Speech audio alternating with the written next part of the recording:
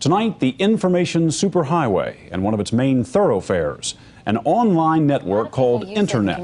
I guess they can communicate with NBC writers and producers. Allison, can you explain what Internet is? It's a growing grid of independent computer networks interlaced. It's evolved from a U.S. military bulletin board in the 1970s to a worldwide computer switchable with an hourly cost charge of $5. You need a computer and a phone. Give your partner.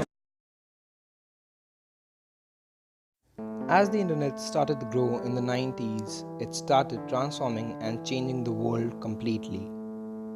Anyone connected to the internet could talk to someone else even on the other side of the world instantly, as long as the other person was also connected to it. But the thing is that is once related to things like anonymity and privacy, and so to prevent spies, the US government had to come up with something, and hence the deep web was born.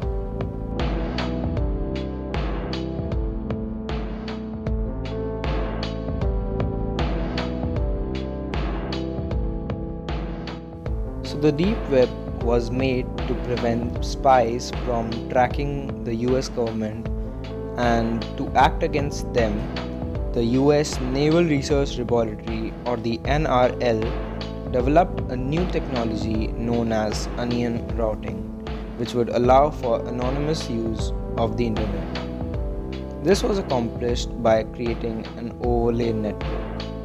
An overlay network is simply a network built on top of another network, which in this case was the internet. So instead of using the non-encrypted internet, also known as the surface web, traffic would go through an overlay network. Now there are different types of overlay networks, but the one using onion routing technology is called a darknet. Now, as the name suggests, onion routing is made up of layers of VPNs like an onion, and so even if a hacker tries to track your data, it cannot do so because it's nearly impossible to go through layers of VPNs, and hence the US government was able to create the deep web. Now, as a darknet requires some specific software or legal authorization, it was not made available to the public, and so was used by only government officials. But the NRL soon realized a major limitation, which was that for the network to be truly anonymous, it had to be available to everyone and not just the US government. And so the NRL was forced to release the onion routing technology to the public. It was eventually released under an open source license and became Tor, which stands for the Onion Router. Today, millions of people use Tor for a multitude of reasons. Everything from innocent daily browsing to criminal activities. Tor is one of many darknets which together make up the dark web. Subsequently, the dark web forms a small part of the deep web. The deep web basically is everything which cannot be found on Google or any other search engine.